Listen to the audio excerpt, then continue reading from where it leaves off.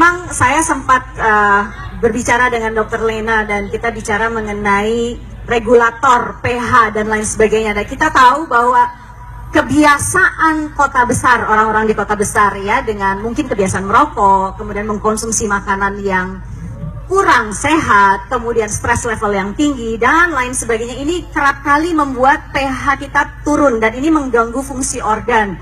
Nah, seberapa efektif atau seberapa cepat dalam hal ini dengan melihat lifestyle yang sudah kita lakukan selama bertahun-tahun, klorofil bisa membalance kembali, mengangkat kembali pH sampai ke titik yang ideal sehingga organ tubuh kita bisa kembali lagi bekerja. Ya, sebenarnya nanti di PowerPoint saya itu ada tahapan, tetapi kalau ditanya berapa lama Bapak dan Ibu, itu sangat bergantung kepada pH darah dari Bapak dan Ibu. Jadi jangan dibayangkan bahwa pH darah itu bisa berubah. Misalnya kita punya pH darah 7,35 misalnya, kemudian tiba-tiba drop menjadi 6 misalnya. Tidak semudah itu. Drop hanya 0,01 saja itu membutuhkan waktu.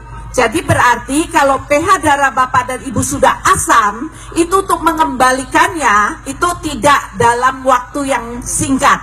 Jadi Bapak dan Ibu, itu nanti yang mungkin saya akan lebih paparkan di dalam presentasi karena ada gambar-gambar yang menarik, Bu Emil. Oke, mungkin kalau saya bisa minta presentasinya Dr. Lena, karena kita memang tidak memiliki terlalu banyak waktu. Apakah sudah siap presentasinya? Oke, silakan Dok. Baik, jadi Bapak dan Ibu sekalian, kalau kita lihat penyakit yang paling banyak menyerang kita akhir-akhir ini itu ada jantung ya Bapak dan Ibu, ada stroke, kemudian ada diabetes. Nah, itu adalah peringkat-peringkat yang relatif tinggi yang sekarang dialami juga di Indonesia Bapak dan Ibu. Nah, menariknya Bapak dan Ibu, saya memberikan judul presentasi saya itu dengan tulisan mengapa darah itu menjadi indikator penyakit. Bapak dan Ibu, kalau kita sakit, kalau kemudian demam kita berhari-hari tidak pernah turun-turun, kemudian dokter maupun rumah sakit akan menyarankan kita periksa darah ya. Jadi menarik. Kita lihat slide yang berikutnya. Nah, ini adalah data daripada penyakit yang dialami oleh seluruh penduduk di negara yang berkembang. Negara berkembang termasuk Indonesia. Dan kalau Bapak dan Ibu bisa lihat, yang paling bawah itu adalah HIV. Jadi serangan atau infeksi virus ya, virus HIV. Tapi kemudian serangan di dalam pernafasan, kemudian jantung, diare, tuberkulosis dan lain sebagainya. Poinnya Bapak dan Ibu, poinnya adalah masalah yang dihadapi oleh negara berkembang itu adalah penyakit infeksi, itu nomor 1. Dan yang nomor 2 itu adalah penyakit yang terkait erat dengan darah kita. Nah, kita lihat bagaimana dengan negara maju. Berikutnya kita lihat, ini adalah untuk negara yang maju. Tidak jauh berbeda. Memang bukan AIDS, bukan HIV virus yang menjadi poin yang paling banyak, tapi serangan jantung, stroke misalnya. Tapi itu adalah apa? Itu adalah masalah penyakit-penyakit yang terkait dengan darah.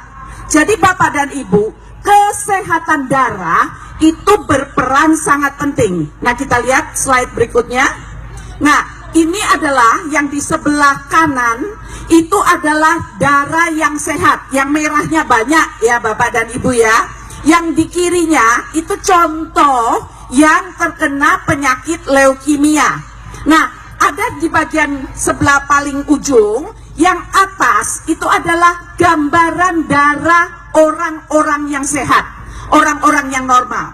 Tapi saya menggaransi Bapak dan Ibu, kalau kita pergi dan memeriksa kekentalan darah kita, jangan-jangan Bapak dan Ibu, kekentalan darah kita itu adalah yang gambarnya di bawah.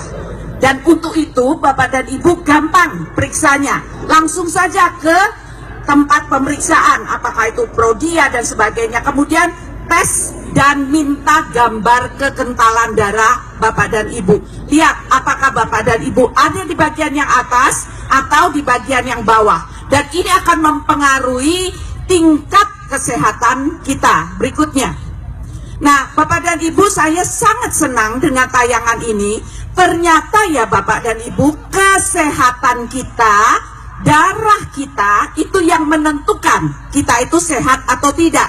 Jadi bukan, oh kita harus menjaga jantung kita harus menjaga pencernaan kita. Bapak dan Ibu, itu semua memang penting. Tetapi yang kalau Bapak dan Ibu jaga dengan baik, darah Bapak dan Ibu, kesehatan darah dari Bapak dan Ibu, maka keseluruhannya itu akan terbantu dan menjadi sehat. Nah, ternyata cara menentukan ini darah sehat atau ini darah tidak sehat, itu penentunya sederhana. Tetapi coba Bapak dan Ibu, kalau pergi ke Prodia, kemudian melakukan pemeriksaan darah dalam sekian tahun Bapak dan Ibu lakukan, apakah pernah Prodia mengeluarkan data mengenai pH darah? Tidak pernah. Nah, inilah yang luput Bapak dan Ibu. Jadi kita hanya memeriksa kalau demamnya tinggi, dugaan kita mungkin kita terkena liver, mungkin kita terkena demam berdarah. Kemudian pemeriksaan itu fokus melihat pada kuman-kumannya, pada bakterinya. Kemudian tidak pernah melihat pada pH darah. Nanti saya tunjukkan bagaimana pH darah itu ternyata bermain dengan jumlah kuman dan sebagainya. Jadi ketika pH darah itu menjadi asam, Bapak dan Ibu, mikroba termasuk misalnya katakanlah Salmonella typhosa, Salmonella typhi dan paratyphi dan jenis-jenis Salmonella itu akan dari keadaan yang normal yang sudah ada dalam tubuh kita tiba-tiba menjadi berlipat ganda. Jadi Bapak dan Ibu, penentunya bukan kumannya, bukan salmonellanya. Salmonellanya sudah ada dalam tubuh kita. Dia tidur dengan tenang di dalam tubuh kita. Tapi begitu pH-nya bergerak menjadi asam, dia bisa bangkit. Bapak dan Ibu mungkin berada dalam satu ruangan di mana di situ tidak ada orang yang batuk, tidak ada orang yang pilek, tidak ada makanan yang aneh, tapi tiba-tiba Bapak dan Ibu bisa diare, Bapak dan Ibu bisa batuk dan pilek. Persoalannya di mana? Persoalannya adalah pola makan yang menyebabkan pH darah Bapak dan Ibu kemudian berubah. Berikutnya. Nah, jadi kalau kita lihat Bapak dan Ibu, ketika tubuh kita asam, bayangkan bayangkan bahwa kembali ke gambar asidosis. Mohon maaf, kembali slide-nya. Bukan maju, kembali. Mundur, ya. Nah, kita akan lihat ternyata keasaman di dalam tubuh kita itu mempengaruhi banyak. Mulai dari otak kita sampai kepada seluruh organ yang paling penting, yaitu organ pernafasan, jantung, pencernaan, peredaran darah, itu dipengaruhi.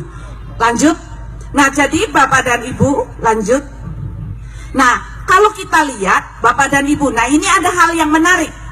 Kalau kita lihat mulai dari mulut kita sampai ke pencernaan, pH di dalam tubuh kita, khususnya di lambung, di usus, itu sangat rendah. Jadi coba bayangkan, sayur yang masuk ke dalam tubuh kita, itu juga akan mengalami fermentasi. Jadi fermentasi atau proses pengolahan itu akan merusak banyak sekali zat-zat yang ada. Nah, tidak terkecuali sayur-sayuran, buah-buahan. Nah, yang menarik adalah dengan teknologi zat yang namanya klorofil itu ditarik keluar dari daun sehingga dia merupakan suplemen. Nah, suplemen ini kalau dia masuk Ibu dan Bapak minum, itu tidak perlu melalui proses pencernaan, dia sudah terserap ke seluruh sel Bapak dan Ibu. Nah, itu keunikannya daripada klorofil. Jadi artinya apa?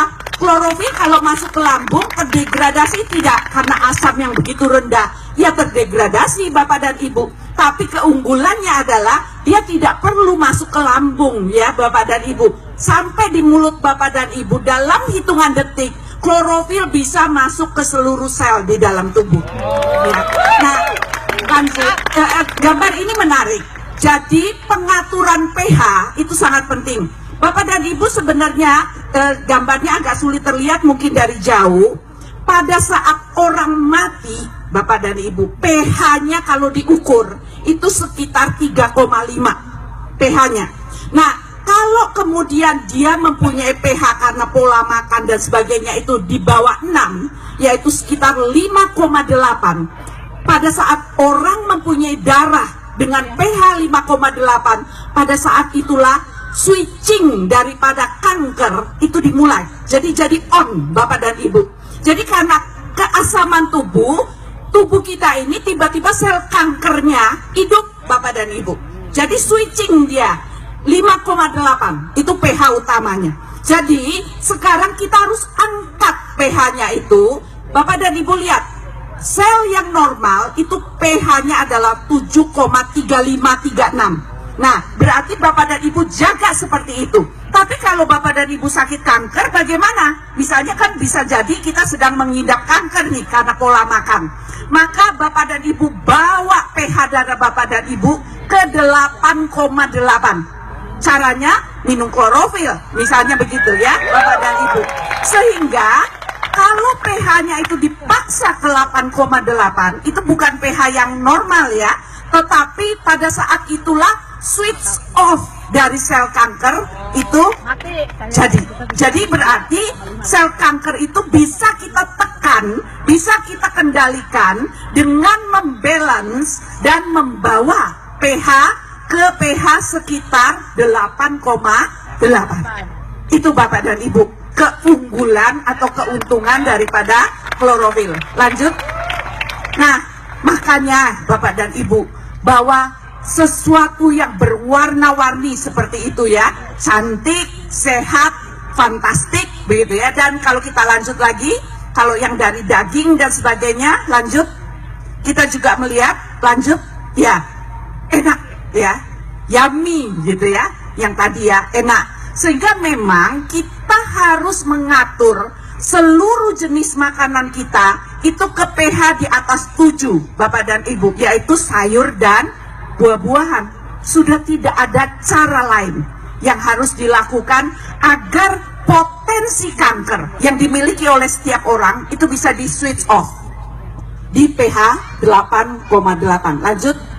Nah, jadi kalau kita perhatikan, saya ambil data dari Journal of Clinical Nutrition, di mana di jurnal ini 10 negara di Eropa itu ternyata ini data untuk kaum laki-laki ya. Bagian yang warnanya hitam itu adalah konsumsi dari suplemen.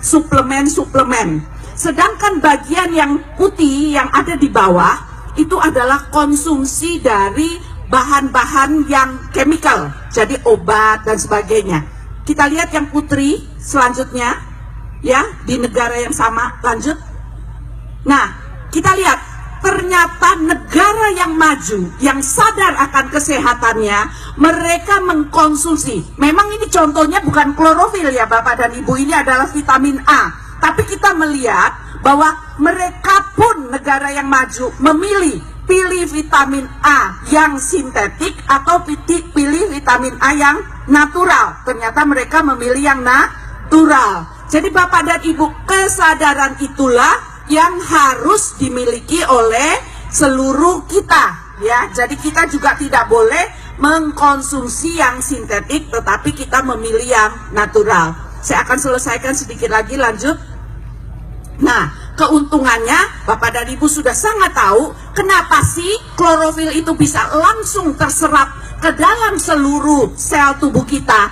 Itu karena struktur kimianya begitu mirip dengan darah kita. Dia mempunyai bagian yang menyebabkan dia mampu menembus membran sel, dan ini tidak dipunyai oleh obat jenis apapun, misalnya apakah antibiotik atau yang lain ya. Nah, lanjut.